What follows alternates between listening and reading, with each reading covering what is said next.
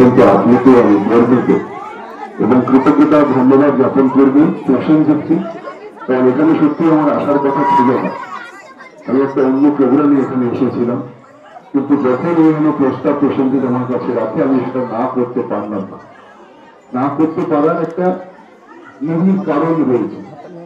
এক, ওর সঙ্গে আমার এত বছরের প্রায় 10-12 বছরের উপরে একসঙ্গে আমরা যুব তৃণমূল কংগ্রেস করেছি। সেই সময় সম্পর্কে এক ভাতৃপ্রতিম রিলেশনের মধ্যে আমরা আবদ্ধ হয়েছি। আর যেটা আরো একটা বড় কারণ, যে যার মূর্তি উন্মোচনের জন্য আজকে আমরা প্রত্যেকে এখানে উপবিষ্ট হয়েছি, সেই ঠাকুরের জন্মতিথি এবং আমার জন্মতিথি এক। তাই ছোটবেলা থেকে দেখে এসেছি যে যখন আমার 2বার ধরে জন্মদিন পালন হতো, একটা আমার নিজের জন্মদিনের দিন আর একটা ঠাকুরের তিথি অনুযায়ী, এবং সেই দিনটাতে পায়স হতো এবং নিয়ম করে আমার মা, আমার দিদা, ঠাকুমা আমাকে নিয়ে যেতেন বেলুর মঠে।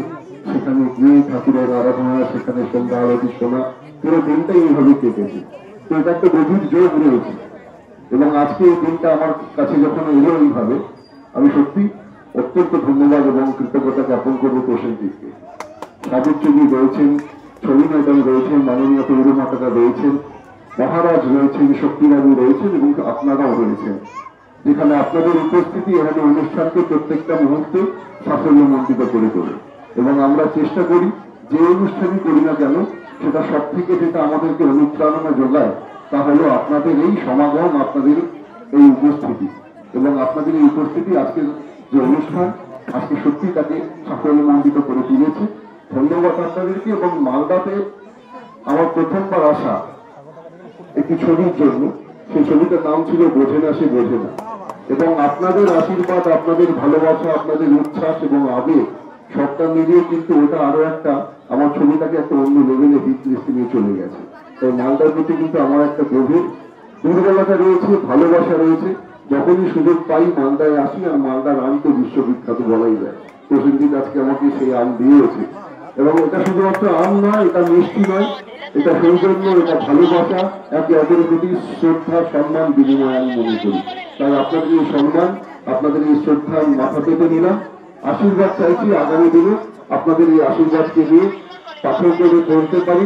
আপনাদের এই ভালোবাসা যেন আমাকে জীবনে চলার পথে অনুপ্রেরণা যোগায়। আপনারা ভালো থাকুন, সুস্থ থাকুন এবং ঠাকুর, মা, বাবা, আমাদের প্রত্যেকের আশীর্বাদ নিয়ে আমরা একটা সুস্থ সমাজ গড়ে তোলার লক্ষ্যে এগিয়ে চলতে পারি, একজন ভালো মানুষ হতে পারি, একটা সুস্থ সমাজ তৈরি করতে পারি। আর ধন্যবাদ জানাবো, কৃতজ্ঞতা জানাবো প্রশাসনের সমস্ত কর্তাদেরকে, যাদের উপস্থিতির জন্য, যাদের কোরিওগ্রাফির জন্য, ইন্টার কোঅর্ডিনেশনের জন্য এখানেও আমরা অনুষ্ঠান বারবার আমরা সুস্থভাবে পালন করতে পারি। আপনারা ভালো থাকুন, সুস্থ থাকুন। আবার যখনই মালদা আপনার আমাকে ডাকবে, আমি সবসময় আসার জন্য দু হাত তুলে করছি। Thank you so much. আমাদের মধ্যে ইন্দ্রাণী ব্যানার্জি